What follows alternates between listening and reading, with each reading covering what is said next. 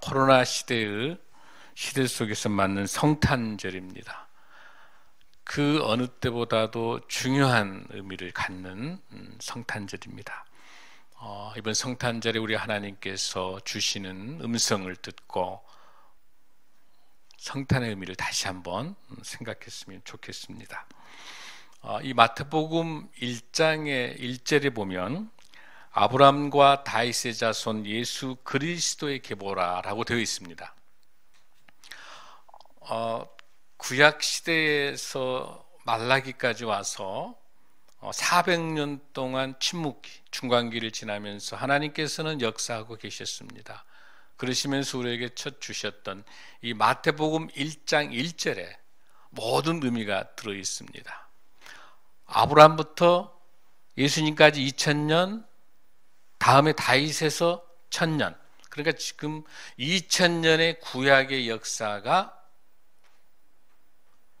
마태복음 1장 1절 한 절에 정리되고 있는 거예요. 아주 중요한 메시지예요. 그래서 아브라함의 언약과 다윗의 언약 속에서 하나님께서 약속하셨던 예수 그리스도의 구약의 예언의 말씀이 모세율법서와 선지서와 시가서에서 말씀하셨던 예수 그리스도의 탄생에 대한 그 예언의 성취가 바로 마태복음 1장 1절의 족보를 통해서 잘 나타납니다. 더 중요한 것 중에 하나는 마태복음이 가지고 있는 이 족보를 보면 제일 처음에 출발할 때 아브라함부터 시작해서 남편 요셉을 낳았으니 마리아에게서 그리스도가 참 예수까지, 즉 아브라함부터 시작해서 내려오면서 마태복음의 특성상 유대인들을 대상으로 된 다윗의 자손이라고 하는 것들을 분명하게 설명해 주고 있습니다. 그래서 마태복음 1장에서는 아브라함과 다윗과 솔로몬을 중심으로 예수님의 어머니 마리아까지 설명되는 족보가 되어 있고요. 그 다음에 누가복음 3장에 나타나는 그 족보는요, 다시 반대로 요셉에서 시작해서 아담에서 하나님까지 올라가는 거죠. 그건 뭘 말하냐면 마태복음에 나타내고 있는 것은 유대인들을 중심으로 쓴 책이고, 누가복음에 해당되는 이 책은 이방인들, 그러니까 우리 예수님이 오신 것이 유대인들만을 위한 예수님이 아니고 모든 이방인들, 전 세계 모든 이방인들을 위해서 예수님이 오셨다고 하는 그 사실을 설명하기 위해서 누가복음 3장에서는 그 설명하는 것들이 아브라함, 다윗을 포함해서 그 다윗의 아들이 넷이 있는데 여기에서는 나단을 중심으로 설명하고 있어요. 누가복음에서는. 그리고 마태복음에서는 누구를 중심으로 하냐면 다윗의 아들 솔로몬을 중심으로 해요. 그래서 아브라함, 다윗, 솔로몬 다음에 나와 있는 마리아, 이게 마태복음의 족보고요. 또 동시에 나와 있는 누가복음의 족보는 아브라함과 다윗, 나단 셋째 아들을 중심으로 되어 있는 요셉으로 와요. 그러니까 요셉과 마리아는 결국 뭡니까? 다윗의 후손인 것이죠. 이렇게 성경에 예언된 대로 다윗의 후손에 의해서 우리 예수님께서 이 세상에 오시게 된 겁니다. 이러한 역사적인 근거를 두고 우리가 오늘 이 본문을 보면 훨씬 더 예수님의 탄생의 의미를 잘 알 수 있을 겁니다. 제가 다시 한번 설명을 드리고 싶은 것은 이 마태복음 1장에 나타나는 족보의 아주 중요함을 나타내고 있어요. 이 족보에는 대부분 족보라고 하는 건 어쩌죠, 여러분들? 자기 집안의 족보 중에서 안 좋은 것은 다 빼버리죠. 그리고 명문에 대한 것만 다 기록한단 말이에요. 그런데 성경에서 나타낸 족보는 정확하게 5명의 여인이 들어있어요. 근데 그 5명의 여인의 특성을 보면 다말, 그 다음에 라합, 그 다음에 룻. 근데 거기에서 우리아의 아내라는 말이 들어요. 그래서 제가 설명하고 있는 거는, 자, 보세요. 5명의 여인인데 다말, 그 다음에 다말은 며느리하고의 관계에 의해서, 또 여러분들 라합이 뭐예요, 여러분? 기생이란 말이에요. 또 또 룻은 과부란 말이죠. 이방인 여인이죠. 그 다음에 여기에서 중요한 인물이 하나 나오는데 어떤 인물이 나오냐면은 우리아의 아내라고 나와버려요. 밧세바라고 이름을 넣지 않습니다. 그러고 난 다음에 마지막 여인 마리아. 마리아도 어떤 여인이에요? 어떻게 보면은 남편 없이 어떤 동정녀이기 때문에 얼른 봤었을 때 일반인들은 상식으로 이해가 되지 않는 상태란 말이죠. 근데 여기서 중요한 의미가 하나 있어. 오늘 이 예수 그리스도의 탄생에 아주 중요한 핵심이 하나 있는데 그건 뭐냐면 이 족보 중에서 다윗이 전쟁을 치르고 있으면서 그 용맹을 떨쳤던 그 우리아를 전쟁에 보내놓고 그 우리아의 아내를 범해서 난 아들이 누구예요, 여러분들? 거기서 4명의 아들이 나오고 솔로몬과 나단이 거기서 나온 거란 말이에요. 셋째 아들, 넷째 아들로. 그런데 왜 거기에 밧세바라고 하는 이름을 쓰지 않고 우리아의 아내로 했을까요, 여러분들? 그건 뭐냐면 마태는 정확하게 그 유대 민족들이 추앙하고 있는 민족의 만왕의 왕이라고 하는 다윗 왕, 이스라엘의 국기에는 다윗 별을 그려졌잖아요. 그 다윗을 그렇게 추앙하고 있는데 너희들이 그렇게 추앙하는 그 아브라함, 그 다윗도 한낱 가늠한 죄인에 불과하다는 사실이 철저하게 이 죄악을 해결해 줄 수 있는 것은 예수 그리스도가 십자가의 보혈로 이 죄를 사하여 주지 않으시면 다윗도 해결받지 못한다고 하는 것들을 유대인들에게 정확하게 마태는 지적하고 있는 거고, 지금 우리에게도 예수님이 오신 것은 우리 죄를 대신하여 죽을 수밖에 없는 우리들을 위해서 오신 하나님의 지극한 구원의 사랑에 의해서 예수님을 보내줬다는 사실이 그 어느 때보다도 이 코로나 팬데믹 속에서 그 어느 때보다도 우리 하나님의 그 구원의 사랑, 하나밖에 없는 독생자를 보내주신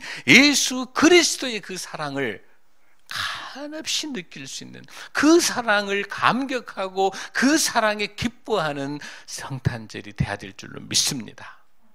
이를 위해서 구약을 통해서 신약을 관통하고 있는 하나님 사랑, 이웃 사랑의 그 구약의 애언의 성취의 완성이 예수 그리스도이시기 때문에 우리 예수 그리스도의 그 성취를 통해서, 구원자 성취를 통해서 말씀의 백신, 또 이를 말씀을 토대로 기도하는 기도의 백신, 이 말씀과 기도가 응축되어서 우리 인생을 하나님 사랑, 이웃 사랑을 설명할 수 있는 사랑의 백신만이 팬데믹 코로나 상황에서 이 문제를 해결하고 이러한 문제들 속에서 하나님과 깊은 사랑으로 하나님의 사랑을 나누는 것만이 이 시대를 이겨내는 지혜인 줄로 믿습니다.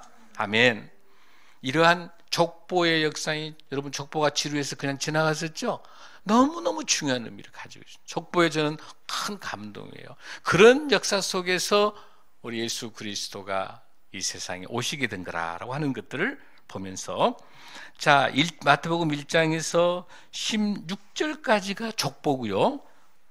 17절에서 이어서 오늘 18절에서 예수 그리스도의 나심은 이러하니라.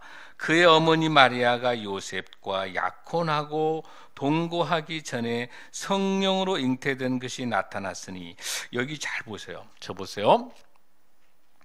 여기 있어요, 여러분들. 옛날 성경에는 정원이라고 여기 약혼이라고 되지 않고 정원으로 됐기 때문에 옛날 성경이 더 정확할 수 있었을 것 같아. 지금 여러분들이 책에 약혼이라고 해보니까 우리하고 너무 일상생활에 가까우니까 쉽게 이해는 되는데 이해가 안 되는 거죠. 무슨 약혼했는데 무슨 잉태하고 동거하고 막 그렇게 돼 있잖아요, 여러분들. 근데 여기는 정원이에요.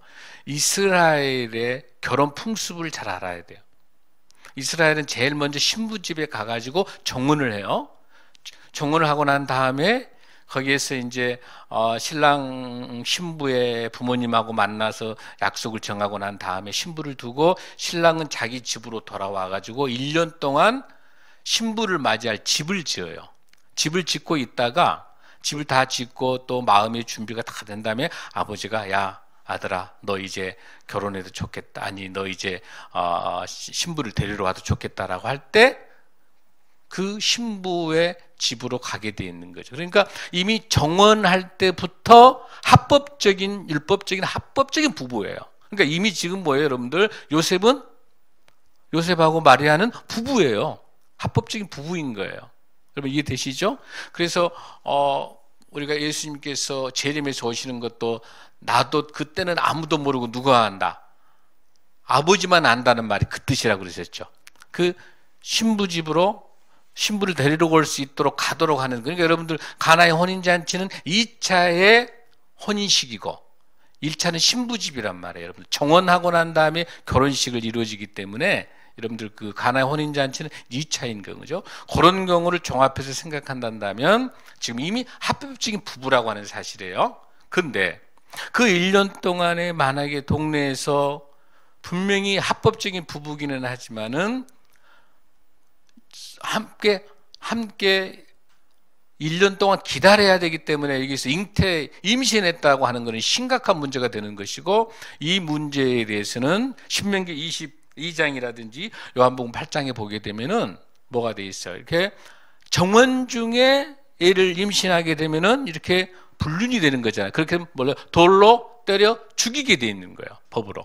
그러니까 이런 상황에서 분명히 마리아가 요셉에게 말했을 거 아니에요. 여보, 어떻게 해서 내가 이렇게 임신을 이렇게 했는데 이거는 성령님께서 잉태시킨 거라고 이야기하니까 정말 여기서 요셉이 어떤 사람인가 한번 보세요.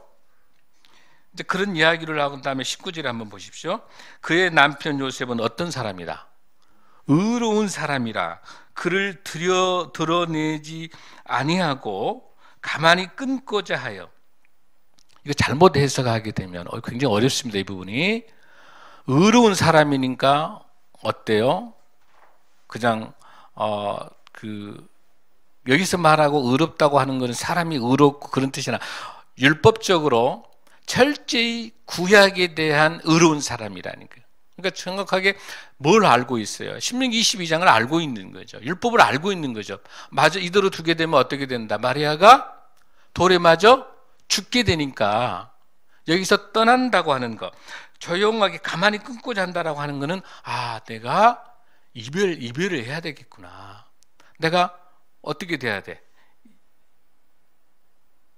정원되고 있는 상태, 이런 상태에서 그대로 있게 되면은 이거는 마저 죽게 된단 말이에요. 돌에 마저 죽게 되니까 어때요? 요셉이 그냥 이 관계를 조용하게 끊어서 누구를 살리는 거예요, 지금?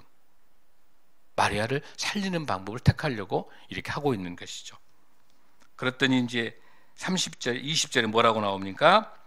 이 일을 생각할 때 주의 사자가 현몽하여 이르되 다윗의 자손 요셉아. 자, 여기서 아주 중요한 언어가 나오고 있습니다. 요셉을 뭐라고 설명하고 있어요?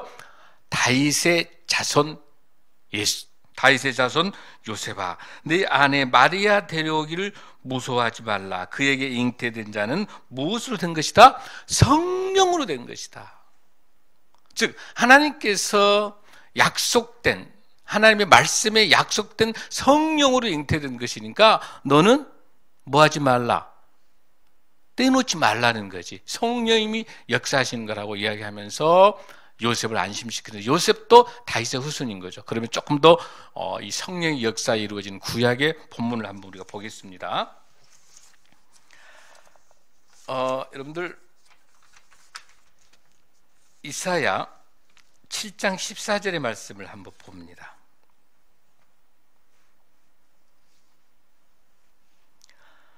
그러므로 주께서 친히 징조를 너희에게 주실 것이라. 보라, 처녀가 잉태하여 뭐 할 것이요? 아들을 낳을 것이요. 그의 이름을 임마누엘이라 하라.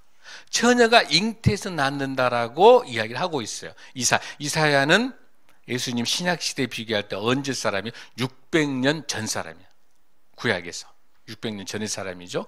그래도 우리가 엄밀히 보면은 이 구속사적 예수 그리스도의 탄생에 대해는 구속사적으로 이사야보다 훨씬 더 올라갑니다. 창세기에서 시작해서 창세기 2장 17절에서 선악과를 통해 가지고 선악에 대한 하나님과 언약 속에서 그걸 어겨서 아담과 하와가 죄를 지어서 쫓겨나잖아요. 그러면서 뭐 하게 됩니까? 성경에서 창세기 3장 15절에서 어떤 언약이 나옵니까? 여자의 후손으로 나온다고 하는 그 언약이 나온다는 말이죠. 여자의 후손으로. 그 언약에 의해서 예수 그리스도가 이어지는 것이죠. 그러니까 사실은 이사야보다도 훨씬 전에 창세기 때부터, 아니 창세 전에 에베소 1장 4절에 보면은 하나님께서 영원한 목적, 창세 전에 인류에 대한 구원의 역사를 하나님께서 갖고 계신 것이죠. 그러면서 구체적으로 설명하고 있는 것이 이사야에서 지금 설명해 주고 있어요. 이사야가 설명하고 있는 처녀를 통해서 하나님께서 뭐라고 말합니까? 처녀가 잉태해서 아들 낳는다. 이미 예언되어 있는 거, 이 율법과 선지서, 예언서에서 이미 예언되어 있는 것이 실현되는 것이다 라고 하는 것이죠. 그러면서 뭐라고 이야기합니까? 아들을 낳으리니 그 이름을 예수라 하라. 그래서 우리 첫 번째, 예수 그리스도의 탄생의 신학적인 가장 중요한 의미는 뭐예요? 첫 번째, 우리 인류를 구원하러 오시는 예수 그리스도, 하나님의 끊임없는 사랑, 그 사랑을 느끼는 의미가 되는 성탄절이 되길 간절히 소원합니다. 아멘. 아멘. 그 뜻이 이렇게 나와 있죠. 아들을 낳으려니 이름을 예수라 하라. 이는 그가 자기 백성을 어디에서? 그들의 죄에서 구원할 자이심이라 하니라. 할렐루야. 그래서 예수라는 말이 무슨 뜻이에요, 여러분들? 예수라는 말이 무슨 뜻이에요? 예수라는 말이, 여러분, 예수 그리스도라고 말하는데 예수가 무슨 뜻이에요? 구원자라는 뜻이에요. 우리를 죄를 대신해 십자가를 지시면서 구원해 주는 구원자가 예수란 말이에요. 아멘. 그 다음에 여러분, 그리스도란 말은 뭐예요? 그리스도, 기름 부음을 받은 자, 기름 부음을 받은 자인데, 이 그리스도란 말은 히브리어로는 메시아예요. 메시아.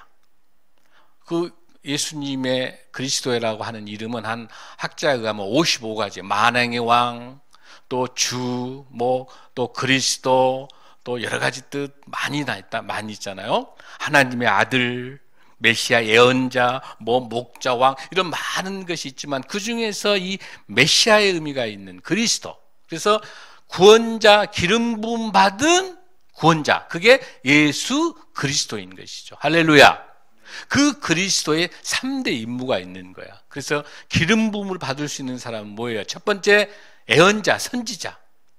이 여기서 말하는 예언이란 말은 미래의 말을 예언한 게 아니라 저금할 때 우리가 뭐라고 예금한단 말 있죠. 그 예자에 미리 선지자, 하나님께서 가르쳐 준 말을 미리 가지고 있다가 알려주는 거, 그게 예언자, 그게 선지자예요. 그건 기름 부음 받은 사람이 선지자. 그게 우리 예수님의 역할이죠. 그 다음에 두 번째는 뭐예요, 여러분들? 두 번째 중요한 것은 뭐예요? 대제사장의 역할이죠. 기름 부음 받. 왜 제사를 지내는 건 예수님께서 왜 대제사장입니까? 우리 죄를 대신하여 어린 양을 바쳐서 제물로 드려야 될 건데, 예수님이 십자가에 돌아가시면서 제물이 되셨어요. 그러면서 우리 죄를 사해 주시기 위해서 오셨잖아요. 그래서 우리 성탄절에 예수 그리스도가 대제사장으로 오신 예수님의 탄생의 의미가 있는 게 대제사장의 사명을 갖고 있는 거죠. 우리 제사장으로 오시지 않으셨으면, 우리가 구약시대는 제사는 신약시대에 있어서 예수님이 십자가로 돌아가시면서 제물이 되지 않았으면, 하나님의 어린 양 예수 그리스도의 제물이 되지 않았으면 우리는 죄를 사할 수가 없는 것이죠. 그렇죠? 하나님과 우리하고 죄 때문에 딱 막혀있는 이 담을 누가 허물어 줄 수 있는 거예요? 예수 그리스도가 십자가의 보혈로 이 담을 허물어서 하나님과 우리하고 화해시켜 주니 거예요. 할렐루야. 하나님과 우리를 화해시켜 주신 거예요. 누가? 예수님이 제사장으로 오셨기 때문에. 할렐루야.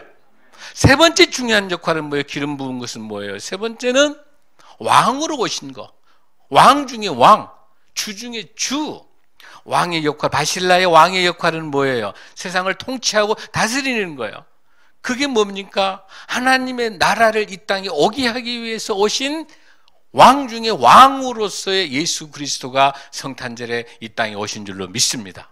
왕으로 오셨기 때문에 왕의 역할, 바실레의 역할은 무슨 뜻이에요? 하나님의 나라. 하나님의 나라. 천국은 뭡니까? 하나님의 통치가 이루어지는 거예요. 우리가 살고 있는 정치 분야, 경제, 사회, 문화, 과학기술 모든 분야가 하나님의 통치 안에 있는 거예요. 만왕의 왕 예수 그리스도가 이 만왕의 왕으로 오신 것이 예수님의 그리스도의 3대 직무 중에 하나입니다. 할렐루야. 선지자시고 애언자입니다. 대제사장입니다. 만왕의 왕이십니다. 이러한 역할을 하시기 위해서 이 땅에 오신 성탄절의 의미가 단순하게 우리가 그냥 기뻐하고 즐거워하는 것만이 아니라 예수님이 우리에게 주시는 그 기쁨은 하나밖에 없는 우리 죄 때문에 도저히 우리 인간들이 회개하지 않고 돌아오지 않고 끊임없이 구약시대 내내 신약시대에 와서도 계속해서 죄악을 범하고 있기 때문에 예수 그리스도께서 십자가로 돌아가시면서 뭐라고 하십니까? 다 이루었다. 칠언가상 십자가상에서 다 이루었다. 그러면서 휘장이 쫙 갈라지면서 제사가 예수 그리스도를 통해서 우리가 하나님께 갈 수 있는 거야. 그 전에는 구약시대는 제사가 아니면 불가능한 거죠. 할렐루야. 이 코로나 상황들에 대해서 신중하게 우리가 생각하는 것은 이것마저도 하나님의 주권화에 있다는 것. 코로나마저도 하나님의 주권화에 있기 때문에 하나님께서 하나님의 때에 하나님의 방식으로 해결해 주실 줄로 믿습니다. 사랑하는 성도 여러분, 우리 인간을 구원하시기 위해서 오신 하나님의 그 사랑 구원자 예수 그리스도를 보내주시기 위한 것이 성탄절의 의미인 줄로 믿습니다. 두 번째는 하나님의 공의를 위해서 우리 죄를 사하여 주시고 마귀 사탄을 멸하시기 위해서 우리 예수 그리스도를 보내주신 줄로 믿습니다. 할렐루야, 할렐루야. 또한 중요한 것은 이 땅에 예수 그리스도를 예수 그리스도를 보내주셔서 우리를 구원자로서 우리가 예수 그리스도를 주로 신하고 믿기만 하면 우리의 구원자로서 우리가 우리 예수 그리스도를 믿음으로 우리가 구원받는 거 믿습니까? 아멘. 우리 예수 그리스도가 오늘 오셔서 우리 예수님을 나의 구주로 믿는 우리가 구원받기 위해서 오셨단다면 지금 오신 초림된 예수 그리스도가 이번 성탄절을 통해서 초림된 이미 2000년 전에 이미 오셨던 예수 그리스도의 그 초림을 통해서 구원의 메시지가 진행되고 있단다면 아직도 수많은 사람들, 믿지 않은 많은 영혼들을 언제까지? 다시 재림에서 오실 때까지 그 구원의 여정이 과거의 구원, 현재 우리 살고 있는 우리 구원이 완성됐어요? 안 됐어요? 구원이 완성되지 않았습니다. 구원이 언제 완성됩니까? 예수님께서 재림에 오실 때 구원이 완성될 줄로 믿습니다. 우리 구원받은 자들은 이 예수 그리스도의 초림된 오늘 성탄절을 맞이하면서 우리가 어떤 마음입니까?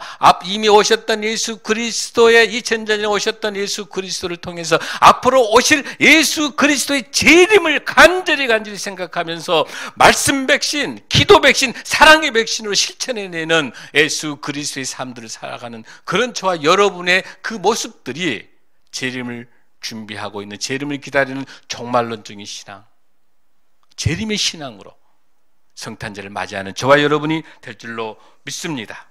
사랑하는 성도 여러분, 하나님과 우리 인간, 육신으로 오셨던 우리 예수님이 신성을 가지고 있는 하나님의 아들로서의 인성과 신성이 결합되어 있는 우리와 하나님과의 연합시켜 주시기 위해서 몸으로 오신 예수 그리스도의 이 성탄절의 의미를 생각할 때 우리에게 있어서 그 감동과 감격이 더 깊숙하게 하나밖에 없는 예수 그리스도의 독생자를 보낼 수밖에 없는 하나님의 마음을 읽어가는, 그 하나님 마음을 간절히 알아가는 그런 마음을 갖고 사랑을 나누고 말씀과 기도로 승리하는 저와 여러분이 될 줄로 믿습니다. 아멘. 23절 봅니다.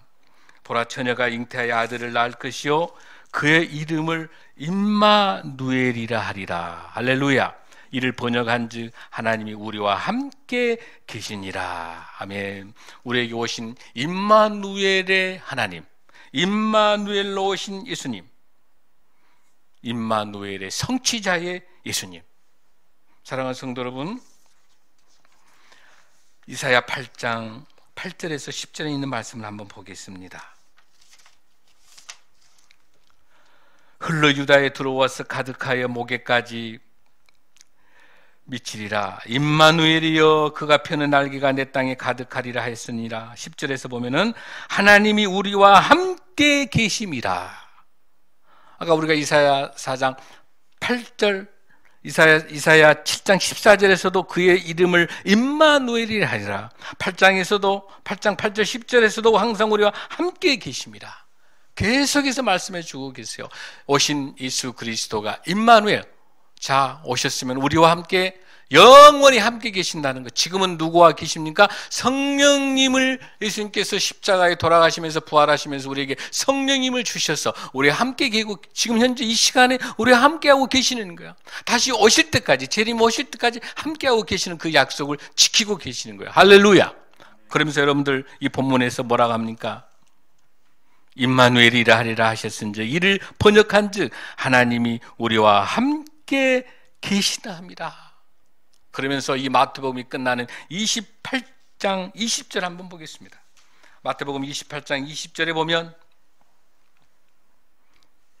내가 너희에게 분부한 모든 것을 가르쳐 지키게 하라. 볼지어다 내가 세상 끝날까지 너희와 항상 함께 있으리라 하시니라. 아멘. 바로 임마누엘 하나님, 임마누엘로 오신 예수님이 계시기 때문에 이 마귀 사탄이 가득 차 있고 코로나 바이러스를 포함해서 심각한 이 기후 환경 변화와 수많은 우리 제약들로 가득 차 있는데 이 모든 이 제약이 완영한 이 세상 속에서 임마누엘로 오셔서 우리가 항상 함께 하겠다는 그 약속 때문에 저와 여러분 같은 우리 성도들이 이 힘든 세상을 이겨낼 수 있는 거고 우리 교회가 이겨낼 수 있을 줄로 믿습니다. 특별하게 이번 성탄절에 구원자 예수 그리스도, 구원자로 오신 우리 예수님, 우리와 연합하기 위해서 오신 예수님, 죽을 수밖에 없는 죄인들을 죄의 사슬에서 벗겨주신 우리 예수님, 또 우리와 우리의 죄와 가득 찬 우리 모두를 용서하여 주시고 회개하게 하여 주셔서 우리 모두 다를 주님의 품으로 돌아오게 하여 주시고 재림 때까지 간절히 기다리시면서 항상 함께 하겠다고 하신 그 약속의 임마누엘의 예수님, 이란 우리 예수님을 통해서 하나님께서 보내주신 그 깊은 의미를 생각할 때 저와 여러분이 이번 성탄절은 그 어느 때보다도 소중한 하나님이 주신 귀한 선물인 줄로 믿습니다. 그렇게 살아가기 위해서 우리가 어떻게 해야 됩니까? 우리에게 있어서는 회개의 영이 있어야 될 줄 마가복음 1장 14절의 말씀으로 말씀을 마칩니다. 이르시되 때가 찼고 하나님의 나라가 가까이 왔으니 회개하고 복음을 믿으라 하시리라. 할렐루야. 우리가 지금 해야 될 것은 무엇입니까? 회개, 메타노니아, 회개하는 거예요. 주여, 저는 죄인입니다. 죽을 수밖에 없는 죄인입니다. 그러나 주님 품으로 돌아왔사오니 주여 저의 죄를 용서하여 주시고 주님을 나의 구주로 모시니 주여 저에게 놀라운 성령의 은혜로 함께하여 주십시오. 내 입술을 주라고 고백하고 절대로 주님을 배신하지 않고 주가 주라고 고백하며 그 믿음의 확신을 가지고 주님으로 돌아가는 메타노니아 회개할 때 그 회개를 통해서 주님께서 우리를 구원해 주실 줄로 믿습니다. 바로 여기서 여러분 중요한 회개가 뭔가? 회개는 단순하게 잘못된 죄악에서 돌아오는 것 선에서 끝나는 게 아니라 마음과 우리의 삶과 우리의 인생과 우리의 모든 것을 완전히 바꿔버리는 거예요. 완전히 주님 앞에 돌아오는 거예요. 메타노니아. 이 회개라고 하는 것은 주여 잘못했습니다 정도 끝나는 게 아니라 그 고백 속에서 삶이 변화되어야 되는 것이고 나의 삶과 인생과 이 살아가는 삶의 방식, 인생을 살아가는 방식, 삶, 마음과 삶과 내 모든 것을 완전히 바꿔버리는 것이 그게 메타노니아 회개인 줄로 믿습니다. 갈릴리에서 호수에서 고기 한 마리가 쭉 내려오고 있다가 그곳에서 메타노니아 회개하면서 그 죄로부터 돌아서서 다시 영유에서 올라가지 않으면 그대로 가면 사해에 빠져서 죽어버리는 거예요. 우리 인생이 예수 그리스도의 갈릴리에 있지 않고 요단강을 거쳐서 사해로 가게 되면 죽습니다. 지금 이 시간 부르십니다. 주님이 부르십니다. 성탄의 의미를 통해서 우리 죄를 용서하시고 사해 주시기로 하신 구속자 구원자 예수 그리스도의 십자가의 돌아가심으로 우리 죄를 사해 주신 그 하나님의 끝없는 포기하지 않는 그 사랑으로 말씀과 기도와 사랑의 백신으로 이번 성탄절을 통해서 금년을 잘 마무리하고 2021년을 주님과 함께 동행하는 그러한 삶을 사는 저와 여러분이 될 줄로 믿습니다. 다 일어나서 기도하겠습니다.